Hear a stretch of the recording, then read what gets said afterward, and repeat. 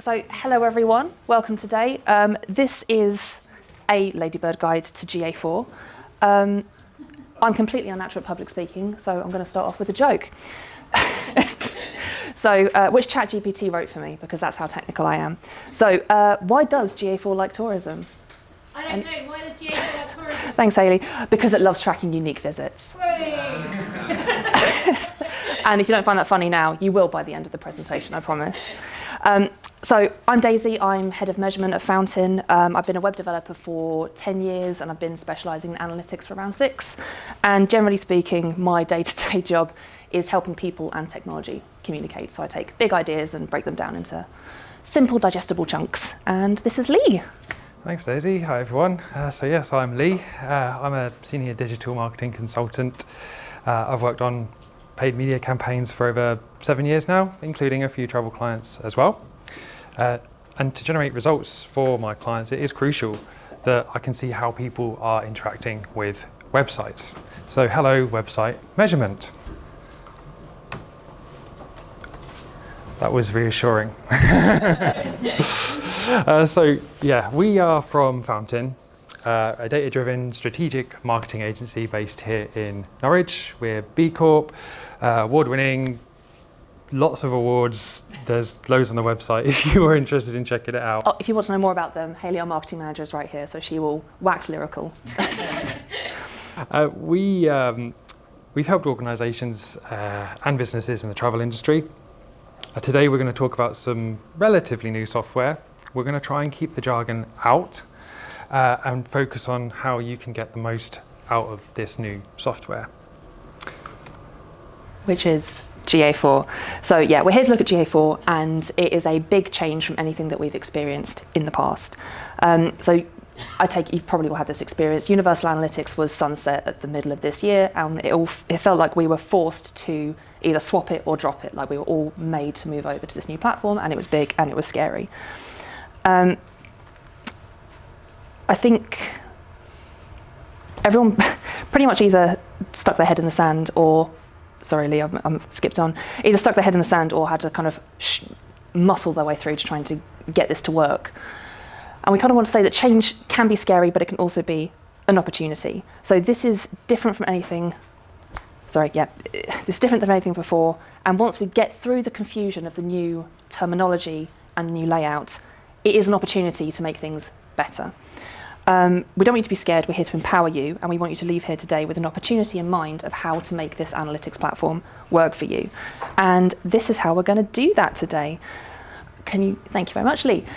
So we'll take you through a bit of context about analytics, tell you the analytics story so you understand why we've arrived here at GA4 today and why it's necessary. We're going to look at some of the big differences between Universal Analytics and GA4 to give you a dictionary of how these tools work together or work between each other. Then we're going to plunge into the platform and take a look through GA4 and give you a quick tour of what it looks like to alleviate any concerns. And then kind of the meat of this is how GA4 is an opportunity for you. So we are going to look at how to get the most out of it and turn fear into fortune and get a measurement strategy that will be fit for the future. And then we'll let you ask us some questions and talk to you. So today has a theme. It's new platform, new you. And this is just something that we'd like you to keep in mind throughout today's session. Yeah, here we go, as promised. So, story time, Google Analytics. We want to put GA4 into context. Next slide, please, Lee. Thank you. So, GA4 is the latest iteration of Google Analytics. And actually, to get an idea, what should I say for the latest iteration, so there have been things before, it has changed in the past. Google has always been developing its analytics platforms. And actually, to get an idea of where the room is at, I'm going to ask you if you could hold your hands up with this question. So, how many years have you been using Google Analytics? So, 1? Oh wow, I was 2, 3, 4. Are you saying 10? Lots and lots. Oh my gosh, we have an expert. I think anyone who's been using it for between 5 and 10 years is going to have experienced changes like this before, but it has never felt so big. If you could just change the next slide, please, Lee. So yeah, it feels so much bigger than any of the shifts that we've had in the past. And I want to look at why does it feel so huge as a leap. So I won't go through this in super detail. Also, I think it might be really tiny for you. But this is a quick timeline of Google Analytics with some context of things that have happened as those years have gone on. So all the way in 2005, that's the first time Google Analytics existed. Very quickly, 2 years later, we have it change its branding to Classic Analytics, and we get a bit more information in there. 5 years later still, so in 2012, that's when Universal Analytics was launched. So if you think about that, that is 11 years ago from today was when analytics was started, and we've still been using it all the way up until 2023. Then in 2020, so 8 years after Analytics Universal was launched, that's when we started to have the technology of GA4, but no one really adopted it. And you can see here, just to put it into context, Classic Analytics, the iPhone was launched in 2007. In 2015, we had mobile use overtaking desktop, so everyone's switching devices away from computers. And in 2018, critically, we have GDPR being enforced, so privacy has really come to the forefront of the user mindset. All of that is happening with basically outdated technology. So GA4 is a big jump, and it needs to be. It's finally a tool that is fit for purpose. Yeah, so a lot has changed in those 11 years. We are able to solve problems with GA4 that we just didn't have before. And I apologise, this is possibly like the most salesy slide there is about why GA4 is great. So it's more user-focused, and it helps us look at how people are interacting with your website instead of just individual visits. It has better privacy controls to help with GDPR and cookie consent, and it's flexible. So it turns out that different organisations have different objectives. There is no one size fits all. And everything about GA4 is more customisable, so this means it can be more relevant to you. And also people's online journeys are becoming more complex. But because GA4 uses AI to do some clever things, it means you get a better idea of what's working and what isn't. And that means you can make better investments and create better marketing strategies. So let's have a look at what is new and what is different. The language has changed to better describe the data. There is a small jargon alert here, guys, but we'll use some technical terminology, but we're going to explain it as we go. And don't worry, you don't have to remember. Yeah, there's not going to be a quiz. It's just so you're aware that there are differences. Exactly. So, welcome to Dictionary Corner. It's just a brief summary of what is different. So the first thing is everything is an event. So we'll come back to this a little bit more later. GA4 is more user-based than session-based, as we were saying, and this is because we should be focusing on how people are using your website and how people interact with your marketing and how people reach your website through different marketing channels. And so yeah, GA4 is much more user-based because basically so should we be as well. This one is a terminology thing. You may remember goals, that's just called conversions now. And creating a conversion is super simple. Any event, any message that you send into GA4 can be turned into a conversion, which is essentially just an upgraded event. And to create a conversion, it is really super easy now. You can just literally find your event and click on a button and it's done. There are a few other differences here that might help explain your reports. These are things that have tripped up some of our colleagues in the past.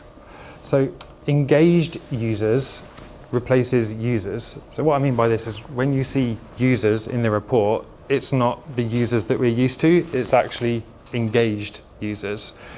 People who have engaged with your website, essentially. Same thing with sessions. So engaged sessions replaces sessions, and engagement rate replaces bounce rate. I know that was a really popular term. It's kind of backed by popular demand. I think this is another thing to note. We'll tell you this here. GA4 is still developing, and this is why I think a lot of us have been confused. As soon as we learn something, a new feature emerges. So yes, this is an example of Google is actively developing, and they have brought this back because they knew how much everyone loved bounce rate. Yeah, although we should really be focusing on engagement. Yeah. It just says engage, engage, engage. We should be focusing on engagement. Exactly. And another popular one, so average engagement time has replaced time on site. You don't need to know all of this stuff. We're just trying to give you an overview that there are some important changes of why your reports. Yeah, it's more like, I suppose, we're coming at this from most people have a universal, like we've had universal analytics for so long that you'll be coming at these with a universal mindset. So if you start to think, right, I want to look at my users, no, you want to look at your engaged users. It's just to give you that kind of quick cheat sheet. Yeah, and GA4 is better at showing you this sort of stuff. Oh. So, as well as the language, the building blocks are different between the two platforms. It's not going to be apples for apples. The data behind it has changed slightly. So your data is never going to totally match what you're used to in Universal Analytics. But that, as we said, that's okay, because we're moving away from sessions and visits to people, what actual users are doing on your site. And so, as Lee has mentioned, we'll try to cover this here. Events are everything, and they're detailed. So you need to change your relationship with events. Anyone who's used to Universal Analytics will remember that events were the only way to get custom data into your site, into your analytics, and they were very restrictive. You could just use category, action, label, and value. Blow that out of the park. So now we can turn anything into an event. All actions in GA4 are event-based.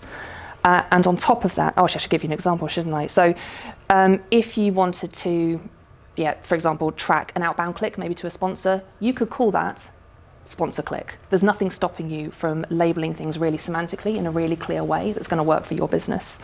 And on top of that, you can put extra detail into these events into a way that you can't before. Lee? Yeah, thanks. So imagine an event. It's a signal that goes from the website into analytics, and the event is the count of the things. It tells you how often something has happened. So it could tell you how many times a page was loaded, or how many times searched a website or clicked on that outbound sponsor link. And then this is where parameters come in. Sorry, small jargon alert again. Carry on. We're not going to spend too long talking about parameters, but I do like a good parameter. Parameters are the context of an event. So if you imagine, the event is the count. So maybe the number of room bookings you've had. Well, the parameter is adding the extra detail to that. So the parameter could be like the name of the area, or the number of guests, or if the guest has a pet or not. So you've got the count, and then you've got the details.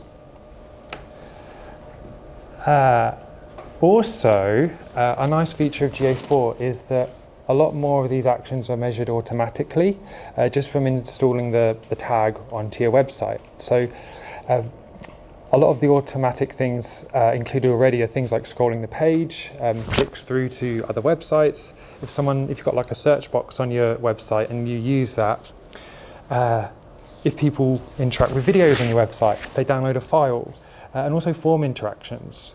So these, after you install the tag, these can all be measured right out of the box. The data is probably there, and they include some parameters as well. The context. And to be honest, that is the basics just to get you started. And look, there is a lot more that we could cover here. I mean, it's our jobs to go into detail. We started late, and we're conscious of time. But there's so much on the internet available here. We've written about this extensively. You can really get into the details, but we're trying to give you an overview here, get an idea of what is possible, and then you can start asking questions and getting into those nuts and bolts. What we'd like to do next is give you a brief tour of the platform itself. It's just going to be a brief intro on how you can navigate GA4. I'm probably going to perch on the floor, if that's okay, just so I can use the laptop. So, I have prepared a screen. There it is. How great. Right, so this is the homepage. It's actually the homepage for our analytics account that you'll see when it first loads up. So if you learn anything super insightful, please keep it within this room. These are our analytics. So we see all of these different panels. This is the main panel at the top, and this is where Google is trying to show us things that we think we'll be interested in. You can select these different metrics to update the graph, and if you want, you can also click on this little section here to swap out for some information that you may be more interested in. Just to make a note here, I think if you've never really gone into analytics before, just spend some time here clicking and changing these things and starting to see the kinds of data that you can pull out. Like, this is a really good quick way to see what's available. It's also the area where Google starts to use AI to surface some additional insights. These can pop up anywhere, but I believe they're at the bottom of the page here, where Google has noticed that new users for our contact page has spiked recently. So that's an anomaly. It's telling us about it. Something interesting. Yeah, and that's all AI driven. We don't need to look at it now, but also the search bar at the top, that's what we call like a natural language search. So you can just type in a human question and it will try to generate the report based off that. There's no way we're going to demo that live because who knows what could come up. But it's meant to be a lot more user-friendly and intuitive than before. You don't have to go digging around the reports. These buttons on the left is the main navigation area. So we're on the home page. There is a reports page here, and this is what is going to appear to be most similar to what we're used to from Universal Analytics. We will come back to this in a moment. You've got this Explore section here. Now, the Explore section is an area where you can dig further into the data. It's something that you might be interested in using once you're more comfortable with the platform and the different dimensions and metrics and what things mean. Yeah, this one's really good for ad hoc analysis, isn't it? Yeah. A good place to start here is the template gallery. There are some familiar things in there, but get used to the fundamentals first before you venture into this area. Advertising, and there's another one right down on the bottom on the left there, admin.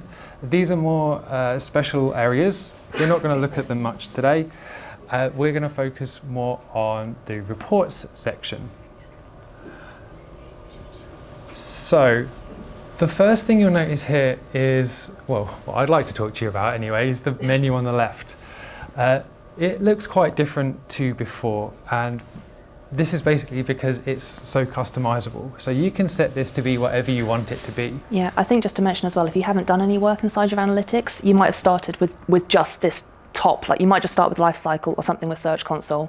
But the point is that you can build out different reports and have them available for everyone and customize it to work for you. Yeah, like something I did here is I just renamed some sections. So I thought I'd make this more boss friendly. So how people arrived at my website the first time they arrived. These are just renamed reports just to help with the navigation. Whilst we're here, I wonder if maybe do I have a question? So one solid piece of advice, anytime you go in to start analysing your website in GA4, start with a question in mind. Typically the more specific the better, because that's going to help focus your analysis. So if we're going to dive into a report, we should have a question. Lee, my question's going to be... this hasn't been rehearsed. No, it hasn't been rehearsed. So I want to know, where are my users coming from and what age groups do they fall into? Great. How old are they? That sounds a bit creepy. Their age groups. The information is already there. So we're interested in things about our users, user attributes, and these are demographic details. So we're going to load up this report.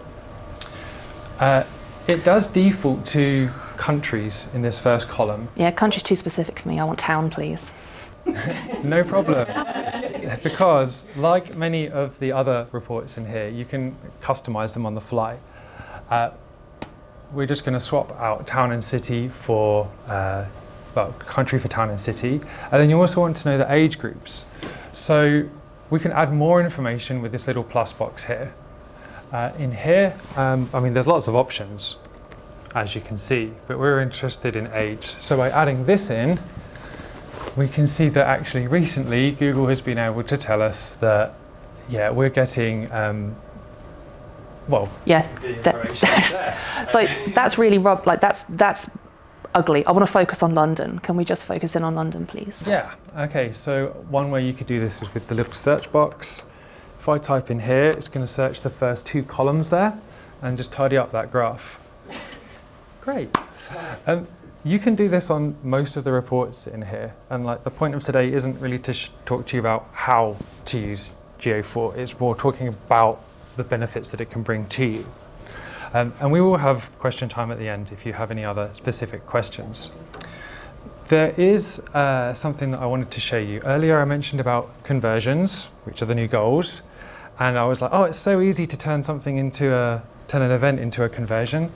It really is as easy as heading into admin, events, and here's a bunch of the data that's going from our website into here. So you can see here how if you think about what the data used to look like in Universal, this is so completely different. Like we can just name these whatever we want. So we've got things like successful form submissions, and we've split out our different forms and we can name that how we like. But then in terms of toggling any of these into a conversion, it's just boop. I mean, I literally just, boop. That's now a conversion, which means that I've upgraded that event and it will start showing up in my reports in the conversion column. Yeah, as of today. I'm going to turn it back off though, because it's super easy and also... We don't want that. In fairness, order success might be a conversion, but we'll talk to Hayley about that later.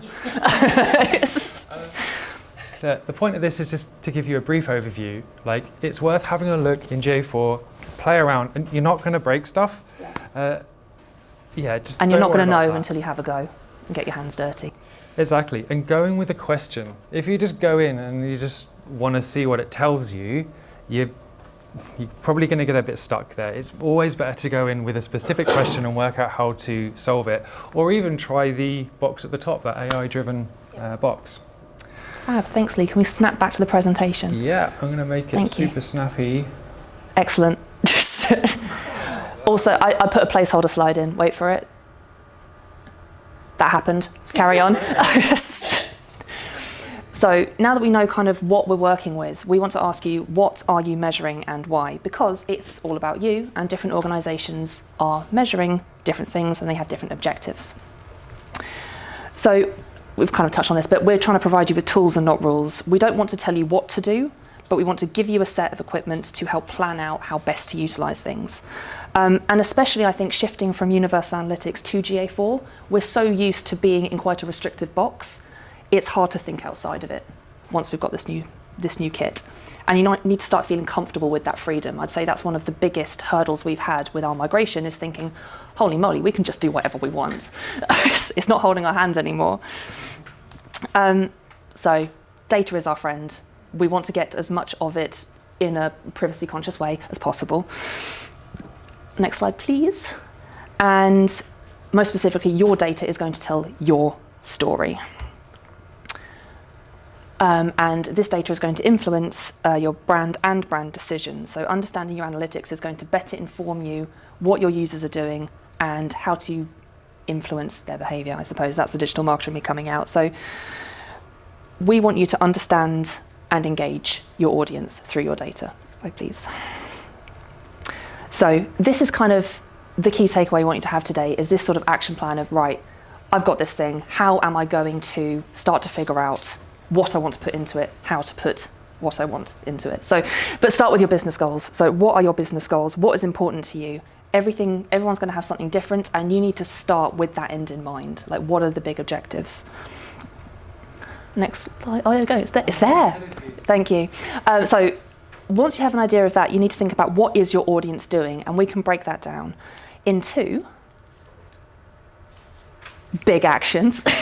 So big actions, think of these as like the money makers. So if someone is making a purchase or a booking, that you could even be signing up for a newsletter if that is big and important to your business. These are like the hard hitters.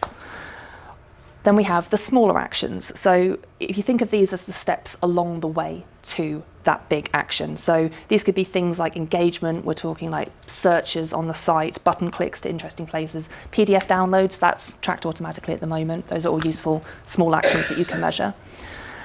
And then lastly, we have combining those actions. So we didn't touch upon it in the demo, but what you can do is once you have these events into GA4, you can create additional events on top of them. So you can combine these actions into new, meaningful mega actions. So for example, I've got here, You could have, if you were interested in someone engaging on your site and then performing an action, maybe they've read 3 blog posts, they've hovered around the contact form, and then they've clicked off somewhere else. That's an engaged person. They haven't quite converted yet, but we're interested in how far along they've come. Yeah, I think sometimes, there are websites that don't have checkouts on them or booking systems, but you may still want to work out who is engaged and how they're engaging. So by combining some of these smaller actions, there are ways of doing that in GA4, and then marking that as a conversion. You can then see, well, actually, this person has fulfilled the criteria of visiting the blog 3 times, they visited the website twice, they've scrolled down to the bottom of the page. If they check all of those boxes, you can say, great, they're interested. That's my conversion, that's what I'm going to report on now, which is so much more powerful than anything bounce rate or time on site. Anyway, time. So to be honest, this slide is essentially what Lee and I do every day, day in, day out. So how do you measure these these actions which impact your goals?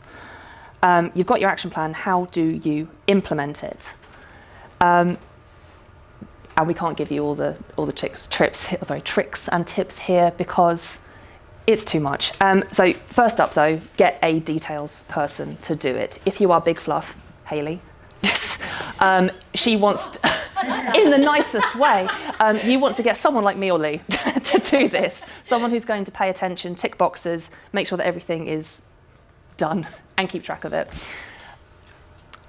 So GA4 already measures a lot for you. You can track additional things inside there. So we've already shown that you can look at things like scroll, click, but you can manipulate these and create new events on top of them. So if you wanted to have a specific outbound click, you could create that inside GA4. You wouldn't need a developer, you wouldn't need anyone to help you. You could just log in, do it, ideally tell people, but that's available ready with no tech needed.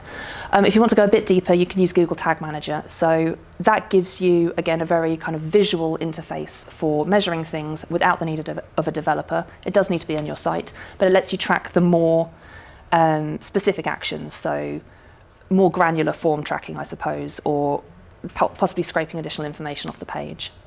Sorry to use the word scrape. And lastly, the last resort is get a developer involved. So there are these visual ways of engaging with GA4 and setting up your actions, but at the end of the day, a developer can put some code on your site. If you tell them clearly with a lovely brief what you want to measure, they will be able to implement that for you. And with this whole process, it's never over, sorry. You need to rinse and repeat and get more detail. So start measuring things, start setting up, see the data, look at it, is it working, keep going. And also your business goals may evolve and change, and your audience may evolve and change. So you need to keep an eye on this and keep tweaking. Oh, and we mentioned parameters earlier, my favourite thing. So when rinsing and repeating and thinking about counting actions on your website, it's also a good opportunity to think about what additional context you want to get out of those counts. So if you're introducing a new count, okay, well, what else is important about that event? How can we add that in? Which parameters shall we use? And this is just a cautionary tale. Don't fall for the trap of technical debt. So what is technical debt? It is all of the rubbish that was left in Universal Analytics. It's hoarding your data, which is out of date and not useful anymore. So with the auto migration, there was an option just to carry over everything. So you could have GA4 create an account for you based off of your Universal Analytics. But that's old technology. We don't want to do that. We don't want to rely on these old systems. There's a better way. And there's a better way now. So rather than just carrying over what you're used to, use this opportunity to start fresh, take stock of what your site wants.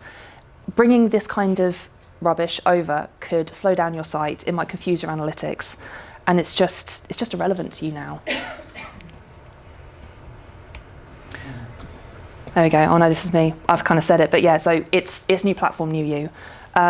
It's time to have a spring clean, is what I wrote in my notes, and have a sort out, because I think now that we've kind of calmed down over that transition, we can actually take charge of the opportunity.